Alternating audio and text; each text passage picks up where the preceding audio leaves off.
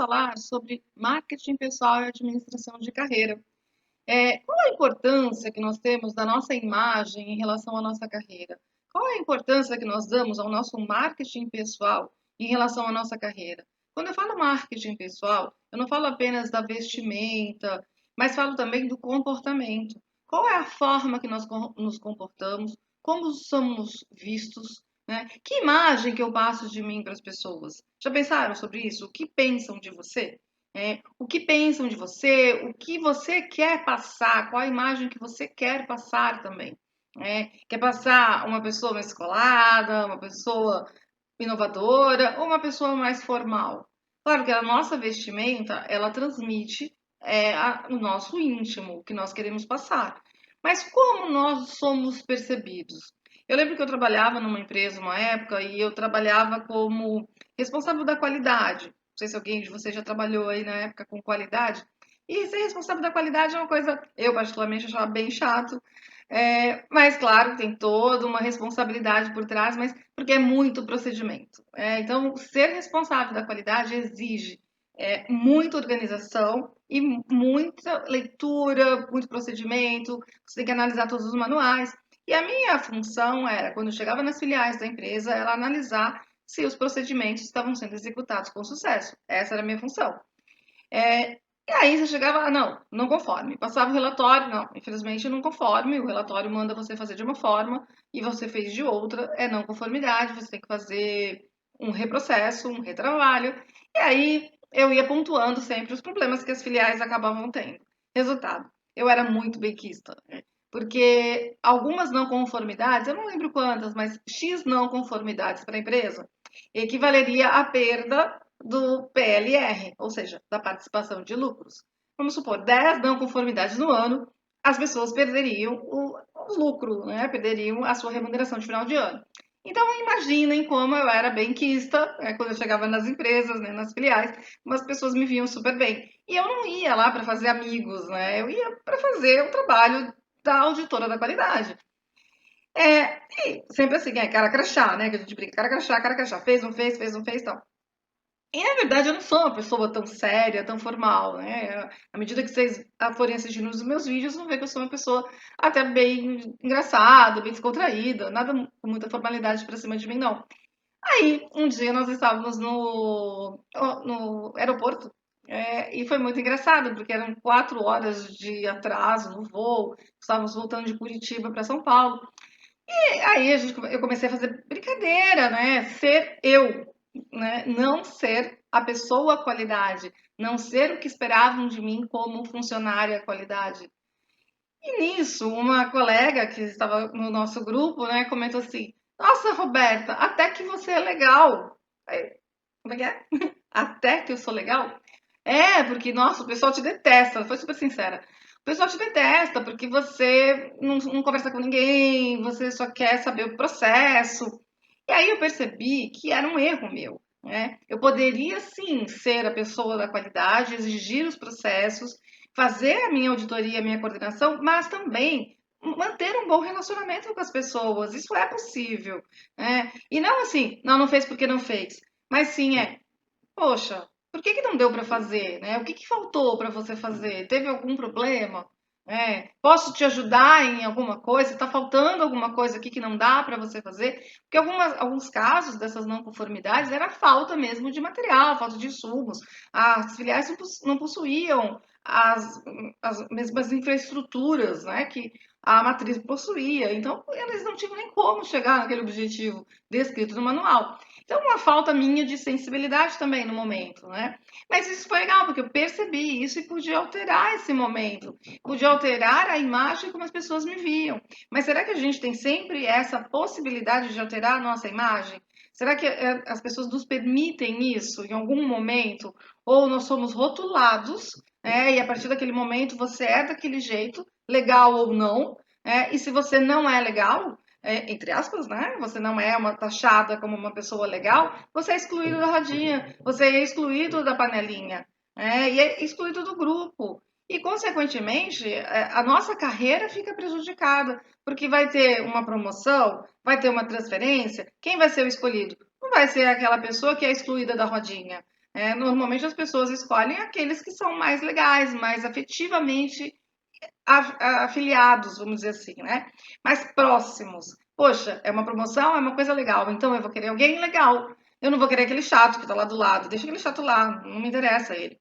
Então, o que que eu avalio, né? Como que eu estou sendo percebido, como que as pessoas estão realmente me percebendo, como eu realmente estou sendo visto, e será que eu posso mudar algo?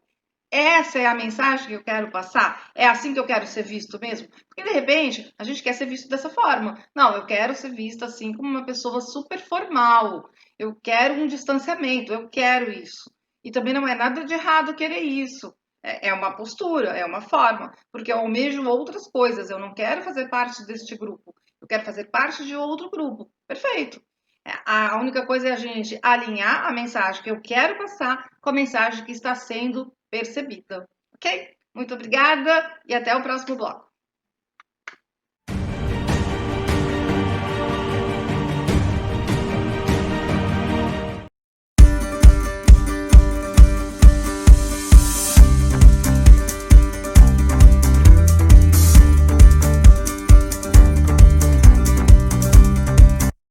O próximo passo para a gente continuar a trabalhar o desenvolvimento do nosso marketing pessoal e a nossa administração de carreira é trabalhar o foco no sucesso, que ele é composto por algumas características, alguns pilares. O primeiro pilar seria a percepção.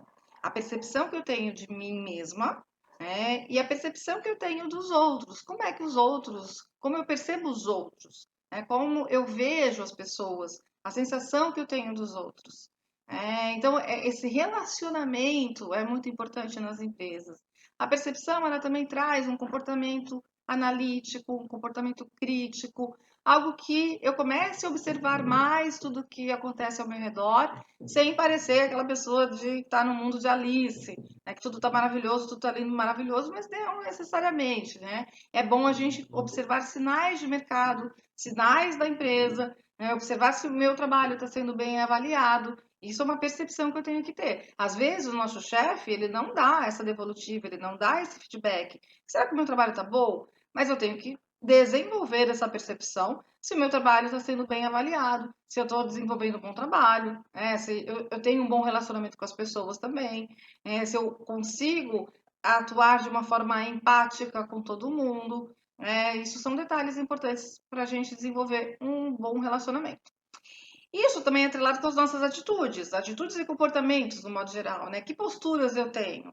Eu sou uma pessoa proativa, eu sou uma pessoa que estou sempre disposta a ajudar, eu sou uma pessoa que é benquista em relação ao grupo. Cuidado também com ser benquisto, né? Porque às vezes a gente tem uma atitude de querer agradar a todos, e isso também não é bom. No momento que eu quero agradar todos, eu acabo prejudicando a mim mesma. Porque eu acabo, em alguns momentos, tendo algum comportamento subserviente. Porque o meu objetivo é agradar. E mesmo que aquilo me faça mal, mas eu quero agradar. Então, o cuidado com o querer agradar.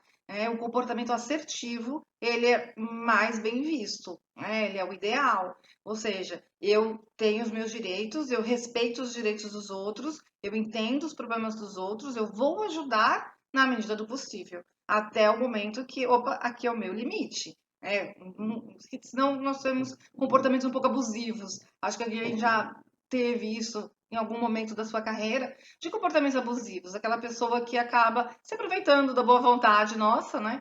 Que nós estamos ali sempre dispostos a ajudar, e aí acabam delargando, né? Eu brinco que não é delegando, e sim delargando. Largam as coisas nas nossas mãos e nós é que temos que nos virar. E, claro, dependendo do comportamento de cada um, é impossível deixar a coisa ali sem ninguém fazer. Aí você abraça a causa e acaba assumindo compromissos que nem são seus.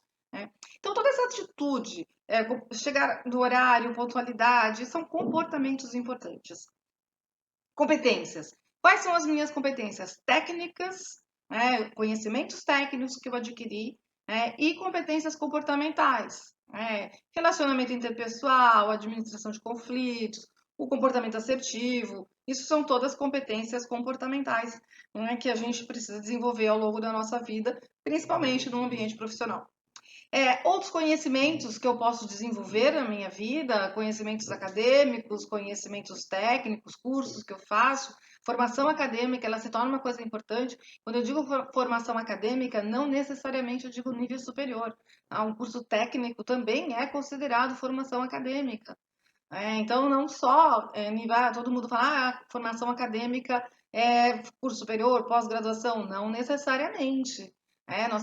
Nós temos ótimos cursos técnicos que também entram numa qualificação de formação acadêmica.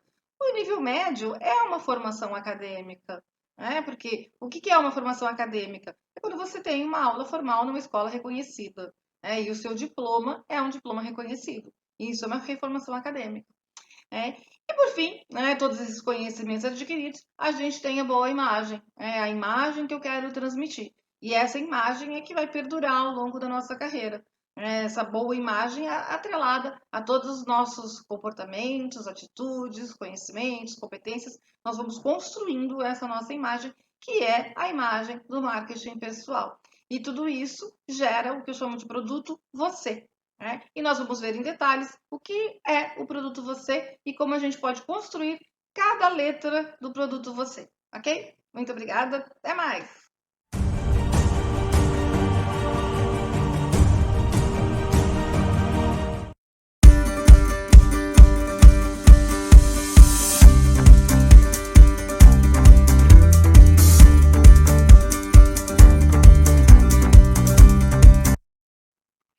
No marketing, existe uma teoria chamada ciclo de vida de produto.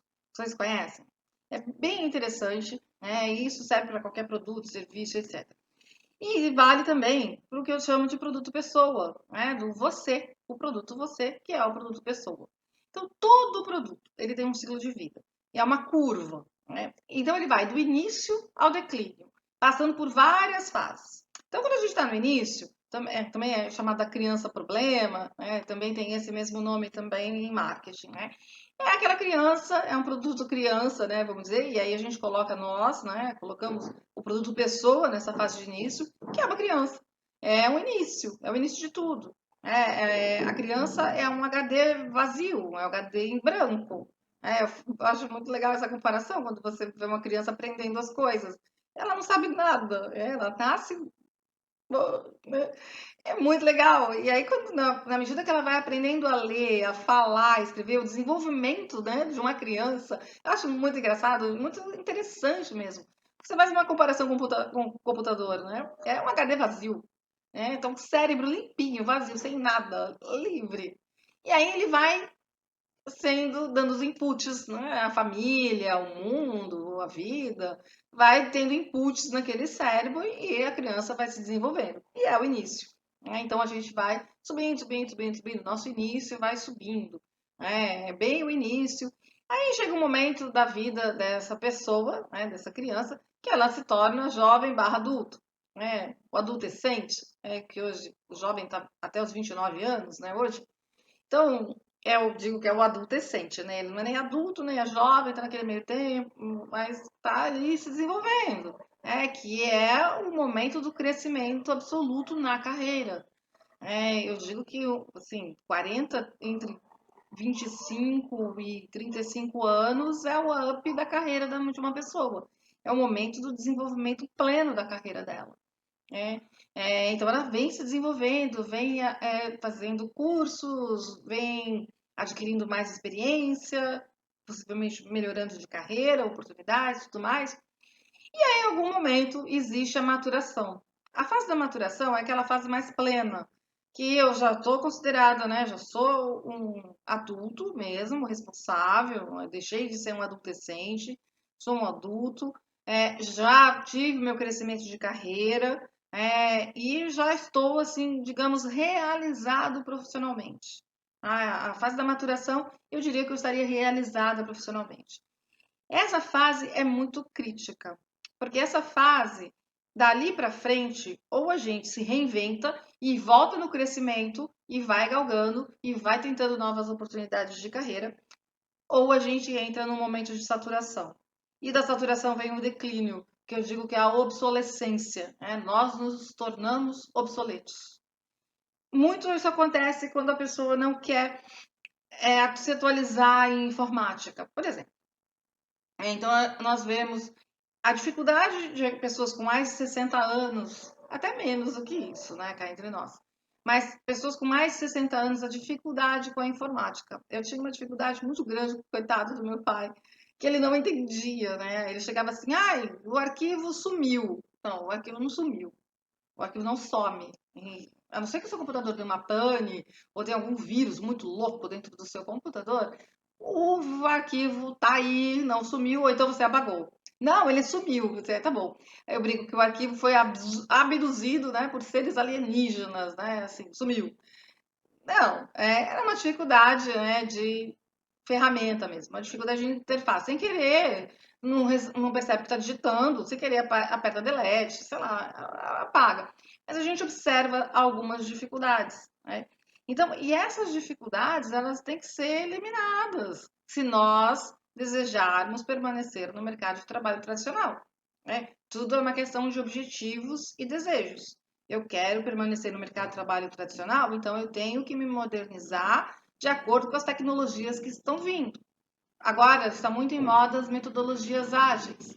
E eu tenho vários colegas, né, que são contra essas metodologias, que discutem se dá certo ou se não dá certo. Assim, existem muitos casos realmente de insucessos com essas metodologias, porque possivelmente foram aplicadas e implantadas, né, de forma incorreta. Porque também as pessoas não sabem direito como é que funciona, é algo mais inovador, algo que está todo mundo aprendendo junto, e, consequentemente, tudo que é mais novo acaba incorrendo em erros, né? Mas a gente aprende com os nossos erros também. Inglês, línguas, no modo geral. Eu, particularmente, não gosto muito também de línguas no modo geral. Mas faz parte, né? Eu tenho que saber inglês. Se eu quero me manter no mercado de trabalho, o inglês hoje é fundamental. E, quiçá, o mandarim logo será também, né? Espanhol, ainda a gente arranha, né, com o portunhol, mas é muito importante a gente ter um espanhol bem desenvolvido também. Né? Então, na medida que eu vou chegando na maturação, o que mais eu posso desenvolver? Uma pós-graduação? O que está acontecendo no mercado? Quais são as novidades que estão acontecendo no meu mercado? Ou aonde que eu preciso me atualizar? E nisso eu vou garantindo que eu continue em crescimento contínuo na minha carreira e não entre nesse estágio de saturação. A saturação é aquele momento que você já não vê mais graça em nada, vamos dizer assim, na carreira. Tô bem, tô tranquila, é isso que eu queria, acabou. Não quero mais. Ok, se isso te satisfaz, eu também sou a favor. Né? Meu pai ele se aposentou com 54 anos, muito novo, né? Quase da minha idade praticamente quando ele se aposentou. Eu não me imagino me aposentar já. Mas era o sonho da vida dele. E ele falou que ele queria ser o melhor aposentado da face da terra, vamos dizer assim. E ele soube curtir a vida do modo dele. Não queria fazer nada. Ok, então vai cuidar dos seus, vai cuidar dos amigos, andar na praia. Cada um tem a sua meta, né? O seu propósito de vida. Eu aceito os propósitos de cada um. Mas enquanto eu estou focado naquele meu propósito, eu tenho que me manter ativo no mercado. Hoje em dia, será que é tão fácil assim se aposentar? Será que eu tenho os subsídios necessários para a minha vida aposentada? Plano de saúde, por exemplo, é muito caro, vou depender do SUS. Como é que é o SUS? Tudo bem de depender do SUS? Eu aceito isso? Ou, não, tudo bem, eu nunca tive plano de saúde mesmo, ok, não faz diferença para mim. Então é isso. A gente tem que ver o que é importante realmente para nós, para a gente manter o nosso ciclo de vida ativo dentro, claro, dos nossos objetivos. Porque uma vez entrando na fase de declínio, que é a última fase do nosso ciclo de vida, aí, assim, a recuperação é mais difícil, porque a gente ficou muito fora do mercado, ficou muito distante do mercado, muito distante das novas tecnologias, de tudo que tem de novo, das novidades, e a retomada é mais difícil. Claro, sempre é possível, ok? Então vamos para o próximo bloco.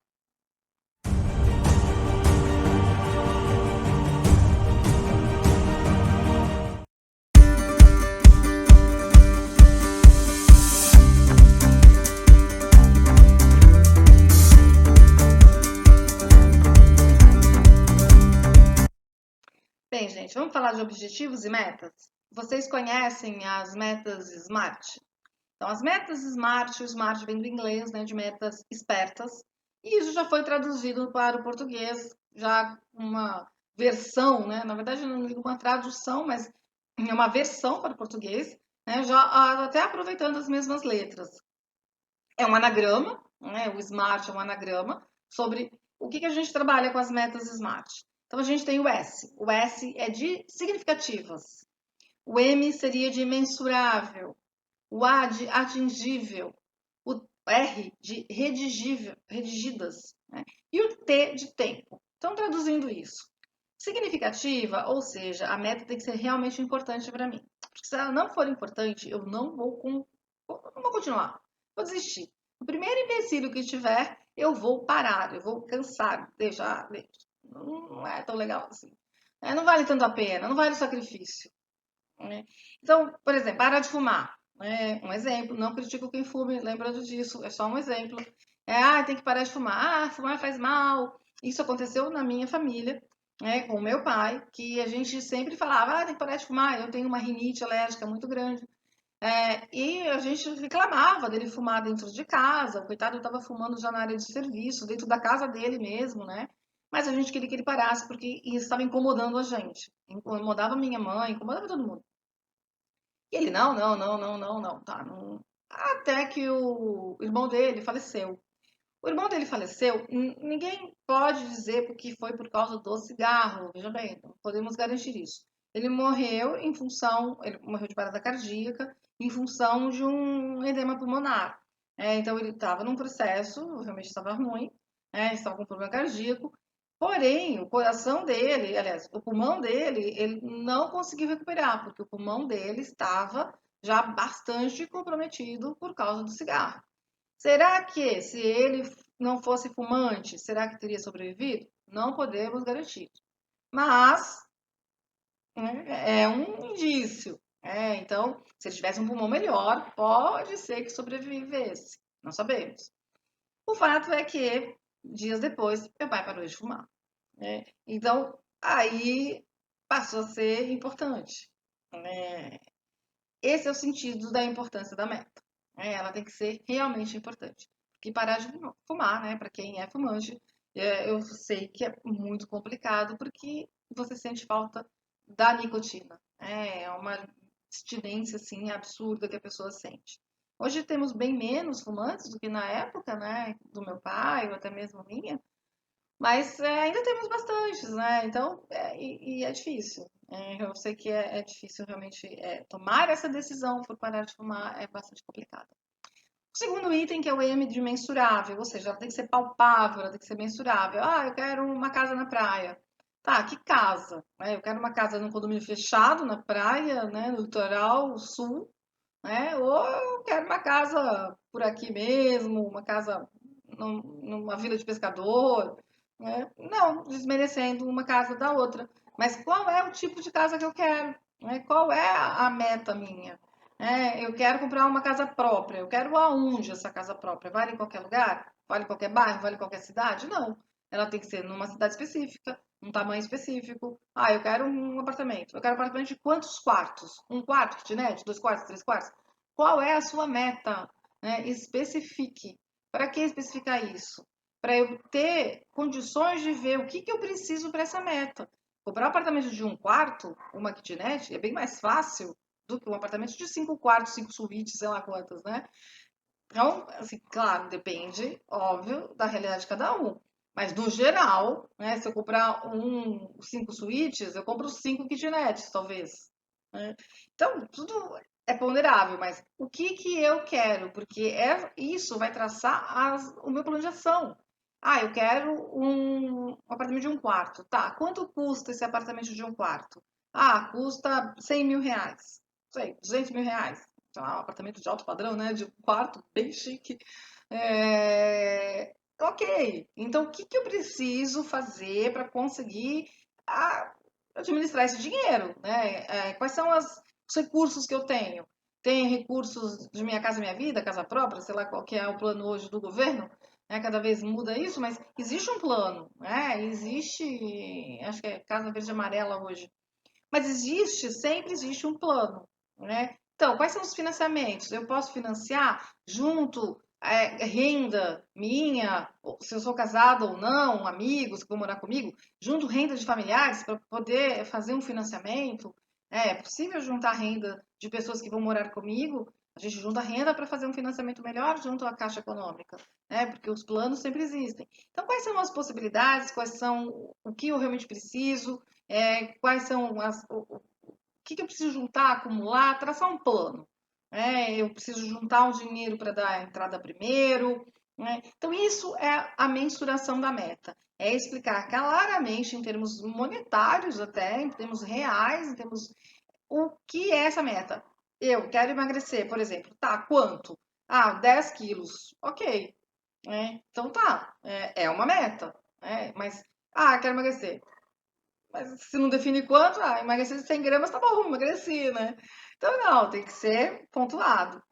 E outra questão é atingível. Ela é realmente possível?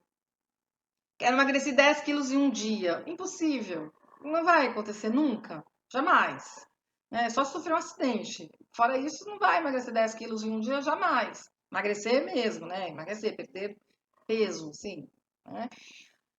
Quero comprar uma casa daqui a um mês. Eu tenho dinheiro para isso? Se eu tiver, ok. Né? Mas se não, não é possível. Ou eu ganho 2.000 por mês. Eu quero comprar um apartamento de 1 milhão. Vai demorar um pouquinho. Assim, é possível? Mas a gente tem que administrar muito bem esse plano. Muito bem esse plano, que não vai ser agora. Isso pode demorar uns 10, 20, 30 anos até a possibilidade de entrada nesse apartamento. Mas é possível, desde que eu me programe para isso, que ela realmente seja muito importante para mim. Claro que nesses exemplos a gente pode traçar metas parciais, né? Quero um apartamento de 1 milhão, tá? O que eu posso comprar? Eu posso comprar um de 100. Então, vou comprar um de 100 primeiro, compro 100, depois eu vendo esse de 100, compro um de 200, e aí vai construindo a meta até chegar nessa de 1 milhão. Né? Por isso que, se ela não for atingível, e às vezes a gente tem metas de vendas, quem trabalha com vendas sabe disso, e de repente tem metas de vendas absurdas, né? Que a gerência passa uma meta, tem que duplicar a venda no mês que vem. Não vai acontecer, não vai duplicar. O que acontece? A equipe de vendas acaba se desmotivando e não vai atrás dessa meta, porque sabe que ela não será realizada nunca. Então, a meta para nós, e dentro do conceito SMART, ela tem que ser atingível, porque eu tenho que ter a certeza que eu vou conseguir atingi-la, né, no tempo que eu determinar. Né? A outra questão importante é redigir essa meta. Por que redigir a meta é importante? Porque ela se torna mais concreta para você. Então, eu quero um apartamento X, o tamanho tal, localizado não sei aonde, com quantos quartos, com valor X, isso, Z, né? Detalhar bem claramente toda a parte da meta, o que ela é contemplada. Até pensar quais são os móveis que eu quero colocar naquele apartamento, sabe? Viajar mesmo nessa meta, se ver dentro daquilo. Não estou falando aqui de força do pensamento, lei da atração, não estou falando nada disso. Mas estou falando sim que a partir do momento que você começa a pensar naquilo, ela se torna mais concreta, ela está lá na sua frente, redigida, você acaba se movimentando para aquilo. Então, essa força interior, né, essa força do pensamento, essa lei da atração, eu acredito nesse sentido, que eu me movimente para aquilo. Ela é tão importante para mim, essa meta, é tão significativa, que eu vou conseguir me movimentar em função a ela, em direção a ela. E isso é a lei da atração, né? Porque eu vou atrás dela. Eu quero ela muito. Eu tive uma amiga, tenho essa amiga até hoje, né? Mas na época ela estava construindo uma casa em Campos do Jordão, que é bem bacana construir casa em Campos do Jordão. E era uma pessoa que gostava de fazer compras, né? Tinha muitos sapatos, bolsas, né? Até aí somos duas. Mas a partir do momento que ela começou a construir essa casa, a gente ia em shoppings e aí ela viu uma calça, né? Essa calça, tipo R$ 100 a calça. Poxa, R$ 100 eu consigo comprar 1 metro de piso. Eu consigo comprar não sei quantos quilos de areia, não sei quantos quilos de cimento. Então, tudo que ela ia comprar, tudo que ela observava, né? Assim, é necessário? Eu preciso disso agora? Não, eu quero a minha casa. E isso vai contribuir para não sei o que da minha casa. Então, todos os esforços financeiros dela ficaram em prol daquela casa. E com isso, ela conseguiu construir a casa em metade do tempo. Porque o tempo é uma coisa importante. Tempo quer dizer prazo, né? Qual o timing que a gente tem aí para construir essa meta, né? Se eu não coloco um prazo, se eu não defino limites para a construção e término dessa meta, ela não vira meta, ela vira sonho. Quando? Qualquer dia. O dia que aparecer, der. Não, aí não é meta, aí é sonho, né? Aí eu fico, o dia que der, deu. Não, tipo, quero emagrecer quando? Quando der. Nunca vai dar, imagina, você vai dar. Não vai dar, esquece, não dá. Meta, eu quero em 2, 3 meses. E aí, coisas possíveis, 1 quilo por semana, sei lá, 1 quilo por mês, né? Ou quero comprar minha casa em 5 anos. Possível? Possível. Fizemos as contas aí, vimos que encaixa no meu orçamento? Encaixa. Então, ok. 5 anos. E foca naquilo. Procurando antecipar ela, claro, é possível, né? Se for possibilidade de antecipar, ok. Não preciso ficar, né, pensando que tem que ser no prazo certo. Não, se eu conseguir antecipar. Eu lembro que o primeiro apartamento que eu comprei, na época eu era casada e tal, e a gente tinha um prazo acho que de 5 anos para comprar o apartamento. Mas todo o dinheiro que a gente ganhava, ele pagava uma prestação, era direto com a construtora, né? Tinha umas benefícios assim. Ele pagava uma prestação e eu guardava uma. Pagava uma, eu guardava uma. E a gente ia, o que sobrava de dinheiro a gente guardava. E ia antecipando as prestações futuras, né? Porque você antecipando as últimas, você tem uns descontos bons. Então, isso também era um plano. Porque o nosso plano era quando nós nos mudássemos, era um apartamento comprado na planta, quando nos mudássemos, queríamos que não ter dívidas mais. A gente queria quitar o apartamento na entrega das chaves. E para isso a gente fez um planejamento financeiro. Claro, eram dois trabalhando, a gente tinha bons empregos, não foi tão difícil, mas foi algo bem planejado, bem direcionado, né? Por quê? Porque aquilo para nós era importante. Porque vai que, né, assim, os dois trabalhavam, mas o desemprego sempre existe, né? Então a gente tem que estar alicerçado por algumas outras circunstâncias que fogem do nosso controle. E se acontece algum problema no meio, né? Hoje, dando exemplo de casa própria ou outros empreendimentos, você tem seguro-desemprego. Então você acaba tendo alguma anuência de algumas prestações ao longo aí nesse momento de hiato entre um emprego e outro. Porém, não é todos que têm isso. Então a gente também tem que tomar cuidado com alguns compromissos assumidos principalmente financeiros. Mas, claro, é, circunstâncias adversas podem acontecer no meio do caminho de uma meta. E a gente tem que ter aí os planos B, C, D, Z, né, para ver o que eu posso fazer do lado paralelo ou diferente para que eu retome essa minha meta futura. Né? Como eu digo, é sempre possível retomar. Desde que aí a gente volta na última parte do programa que eu tenho entusiasmo. Eu preciso ter entusiasmo para atingir essa minha meta. Tá bom? Voltamos no próximo com entusiasmo.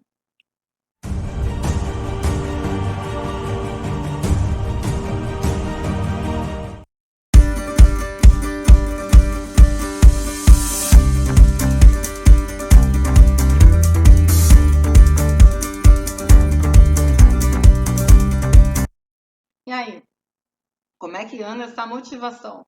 Você se sente motivado? Você está motivado? Está feliz? Difícil estar feliz nessa época? Mas em relação à sua vida, ao seu trabalho, tá motivado para o trabalho? Chega segunda-feira, domingo à noite. Vem aquela, ai meu Deus, amanhã é segunda-feira. Aquela dor no coração, aquele aperto.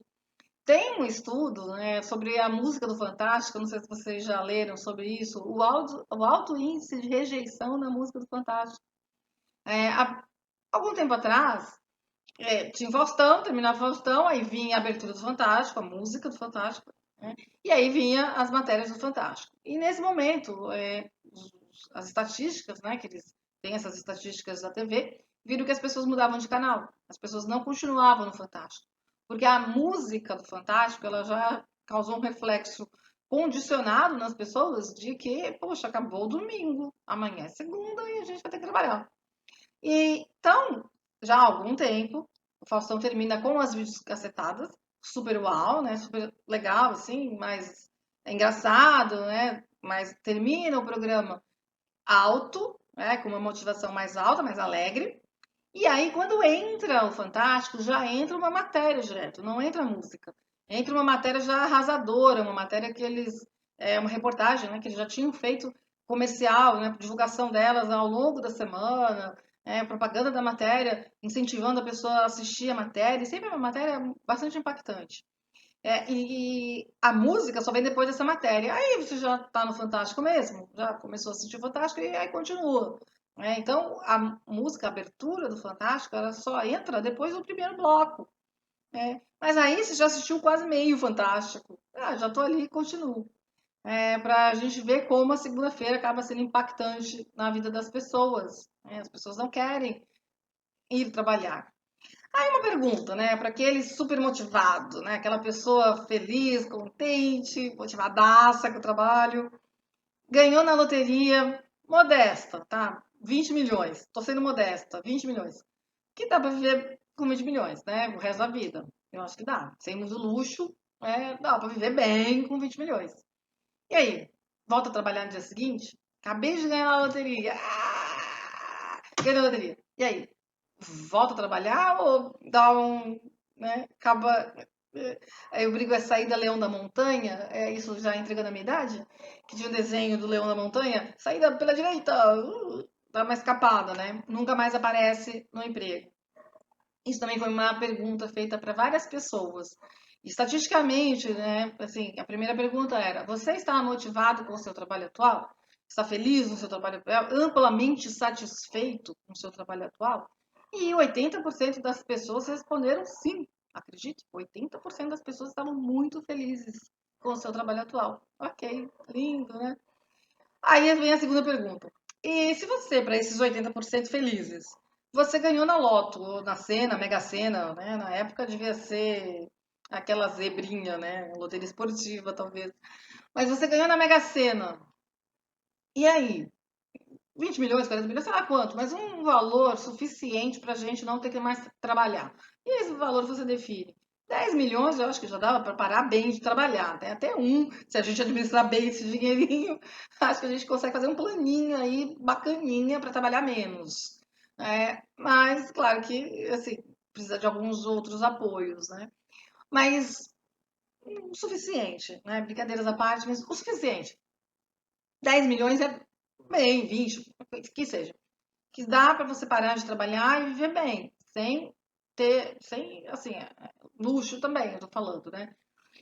Tipo, viajar o tempo todo. Não, mas viver confortável com o seu padrão de vida atual, que você não precise trabalhar e mantém seu padrão de vida atual sem trabalhar. Você voltaria para o trabalho, você continuaria trabalhando.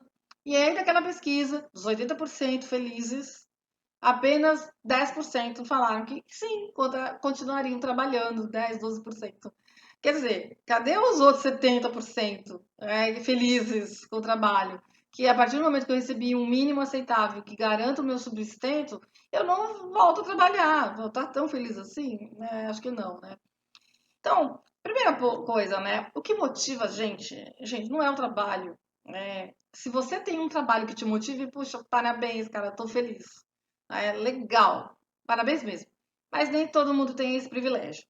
A maior parte das pessoas trabalha porque precisa, não que você não precise, mas trabalhar em algo que a gente goste é maravilhoso, porque aquilo deixa de ser um trabalho, né? Aquilo passa a ser até um lazer. Poxa, eu tô feliz, tô trabalhando, faço aquilo que eu gosto, tô plena. Muito parabéns. Mas a grande maioria não é assim. Acaba trabalhando com um pouco de sofrimento.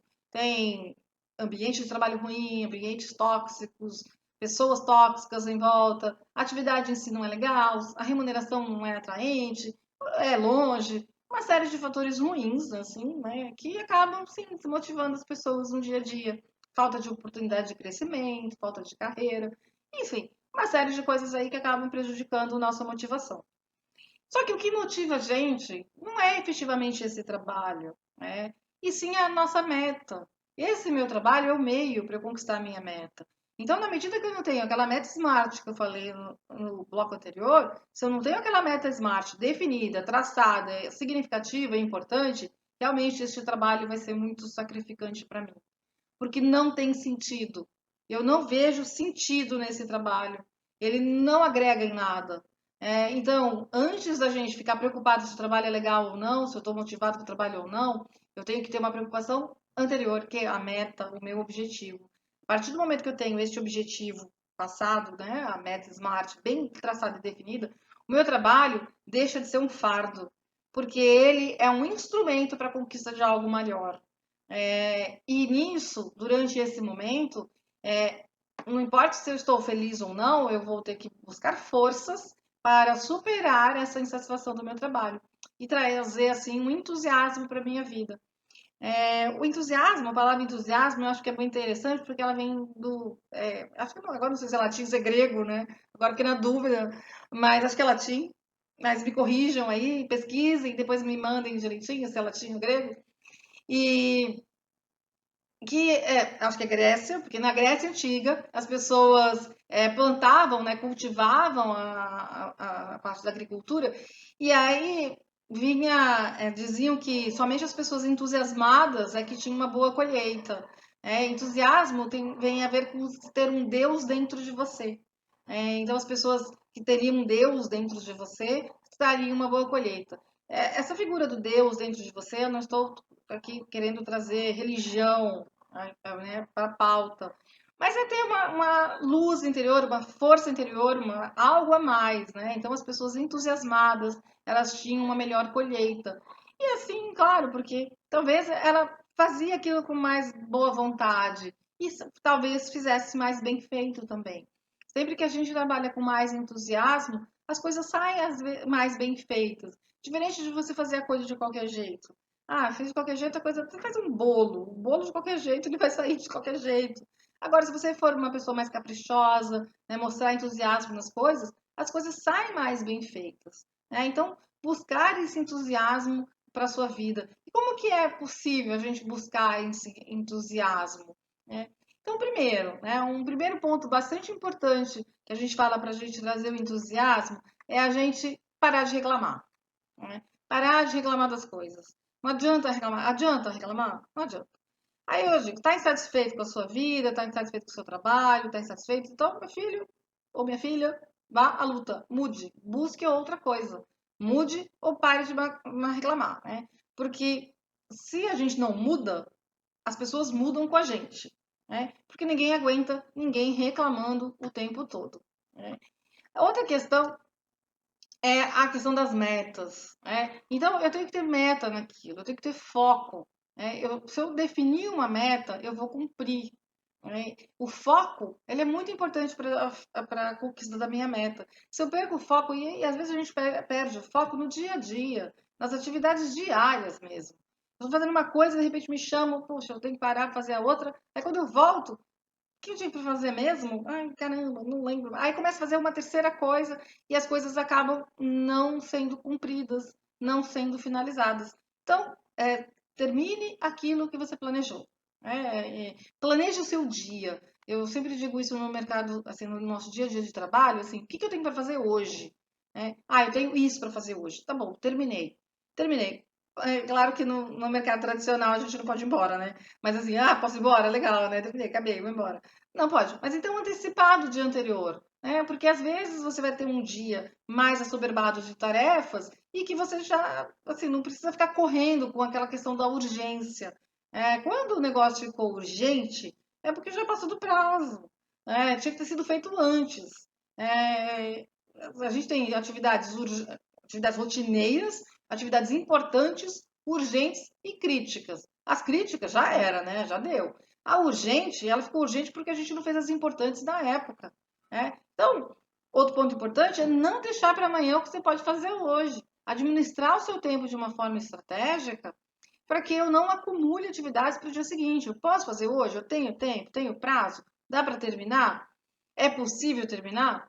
Porque vai ter. Eu dei aula durante alguns anos de faculdade, e aí tem um trabalho de conclusão de curso, trabalho de prova, enfim, qualquer trabalho que seja, né? Aqueles trabalhinhos de faculdade. E a pessoa tem 4 meses para fazer o trabalho. O trabalho era passado no primeiro dia de aula, né? Para você ter 4 meses para fazer o trabalho.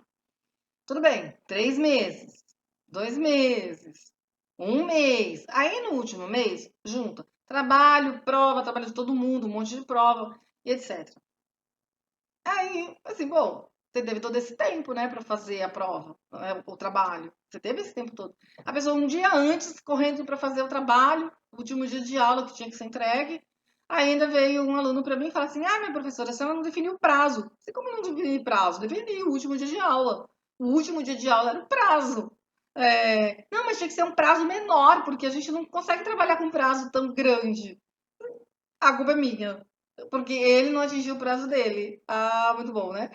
Então, assim, é engraçado isso. Você tem um prazo. A gente tem que trabalhar com os nossos prazos para evitar que isso acumule. Então, essa gestão, esse gerenciamento, né, do prazo é nosso. Né? Outro ponto também é a gente ter um projeto pessoal, que aí tá além da meta Smart, que às vezes a meta Smart ela é a compra de uma casa, mas é um projeto nosso mesmo. O que que eu quero para mim? O que que eu imagino para mim mais para frente, até na minha aposentadoria, na velhice. O que que me alegra? Pode até ser um curso, uma coisa que me traga alegria, mas um projeto que seja só meu e não da minha família. Eu vejo muitas pessoas, mulheres principalmente, que são mães, e elas acabam tendo um espelhamento dos filhos, né? Então, o que elas se satisfazem com os filhos. Só que esses filhos vão ficar adultos e aí eles saem de casa e aí as mães, as mulheres, elas veem, poxa, mas e eu? Eu me doei tanto para essa criança, para esse filho, e claro, que legal que ele saiu de casa, né? Porque ninguém quer que o filho fique o tempo todo com você. Talvez algumas mães até quisessem, mas não, ele tem que ter a vida dele, né? Os filhos são para terem as suas vidas, para terem as suas famílias e assim sucessivamente. Mas aí eu vejo, né, algumas amigas que, caramba, né, eu não tinha um projeto meu, eu me espelhava no meu filho, e agora? E agora é a hora de retomar, né? Sempre é a hora de ter um projeto pessoal. Né? Outra questão também é a gente se libertar de comportamentos arraigados, aquelas coisas que a gente nunca vai dar certo. Né? Existem alguns comportamentos que atrapalham as nossas vidas. Eu até tenho um vídeo apenas sobre comportamentos arraigados. É bem interessante de como eles são criados, de como eles são mantidos, de como a gente também consegue eliminar esses comportamentos. E todas essas questões são formas da gente conseguir trabalhar um pouco mais o nosso entusiasmo. Porque é o entusiasmo que nos move, é o entusiasmo que nos guia. E ninguém gosta de ficar ao lado de pessoas reclamonas, pessoas chatas, pessoas. Tem um desenho também antigo, acho que é da Hanna-Barbera, que era uma hiena e um crocodilo, era o Wall-E, eu não lembro o nome da hiena. Mas a hiena ficava assim: Ah, vida, ah, céus, ah, azar. E aí tudo se destruía atrás dela, né? Então, por onde a hiena passava, tudo acabava e ela estava sempre todo reclamando. Ninguém quer ficar de um lado, ao lado do. Eu acho que é o Wally, não lembro o nome. Ninguém quer ficar ao lado da hiena, né? Se alguém lembrar do nome da hiena, me manda também. Que é legal lembrar do nome deles. Mas ninguém quer ficar do lado dessa pessoa, assim, ai não, de novo, aquela pessoa com aquela nuvenzinha, né, da família Adams, chovendo, negra, assim.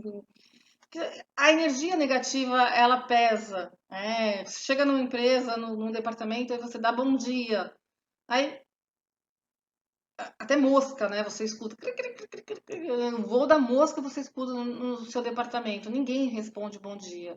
Aí você toda feliz, né? Ô, gente, bom dia, né? Aí vem os resmungões. Bom dia, bom dia. Aí até um outro fala, só sou pra você. Poxa, gente, bom dia só sou pra mim. Então tá bom, obrigado, eu quero um bom dia só pra mim. Quando uma pessoa responde assim pra mim, bom dia só se for pra você, obrigada, eu quero um bom dia só meu. Tá bom, você não quer um bom dia pra você, é problema seu, né? Eu quero um bom dia pra mim. né?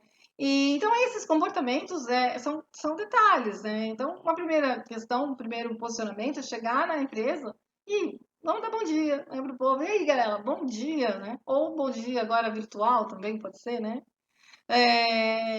Aqueles bom dias no WhatsApp eu acho bem chatos. Mas bom dia, gente. E vamos continuando. Um abraço.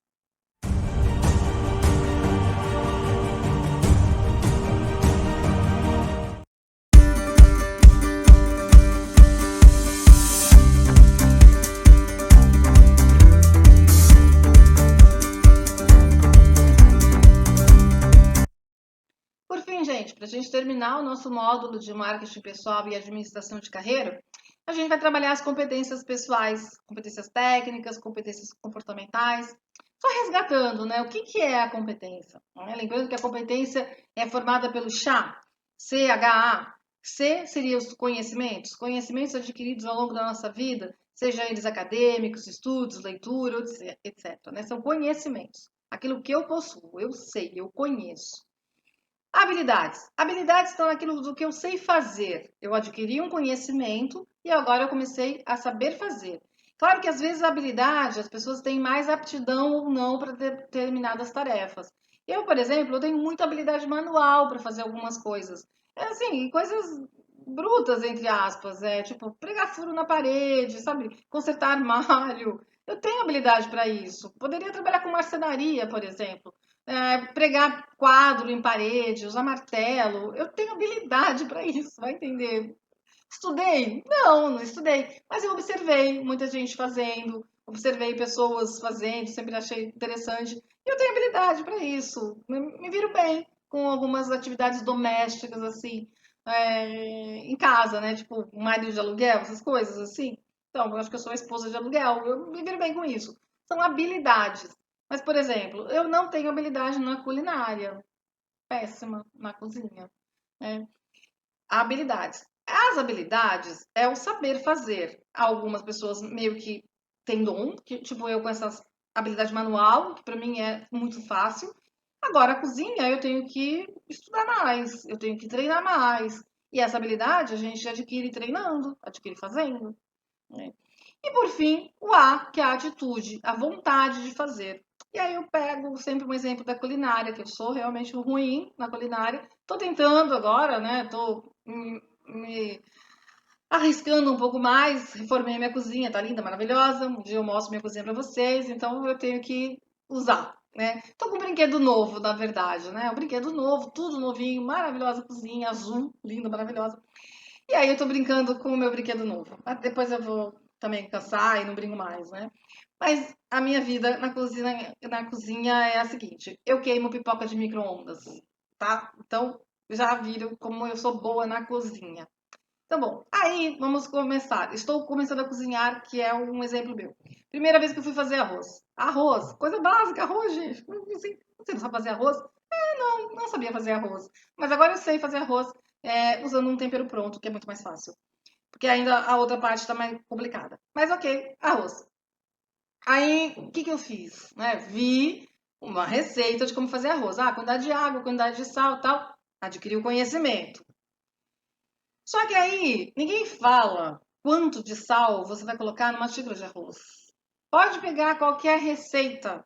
É sal a gosto. A gosto de quem, meu Deus do céu? E eu sei qual é o meu gosto de sal. Faço ideia qual é o meu gosto de sal.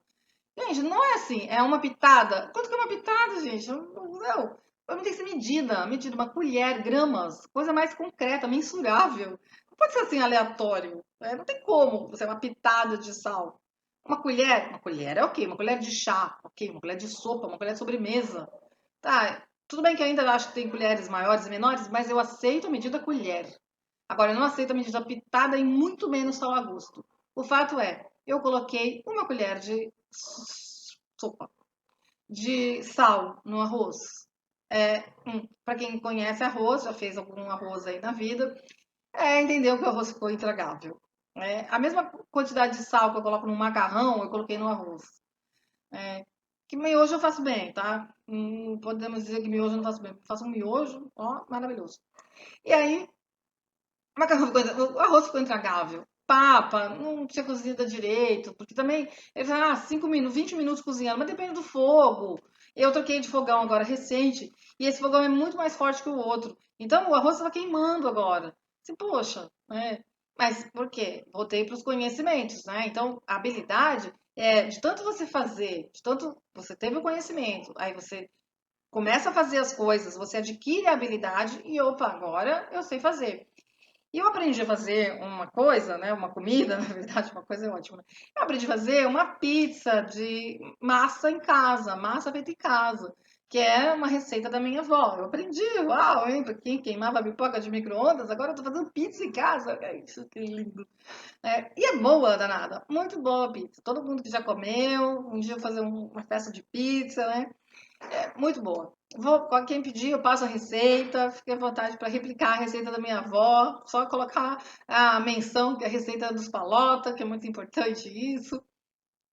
Aí vem o A, né? Da competência. Então, eu adquiri o conhecimento, peguei a receita, fiz, ótimo, ficou boa, já sei fazer sozinha, o que é mais importante, não preciso da supervisão da minha mãe, né? Para fazer a pizza, sei fazer sozinha. Mas e a preguiça?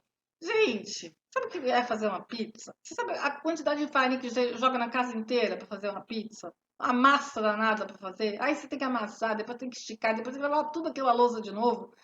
Cara, você pega o telefone, gente, uma pizza. E às vezes a pizza pode ser até, não é melhor nem pior, tá? Não vou dizer que a pizza comprada é melhor ou pior do que a minha.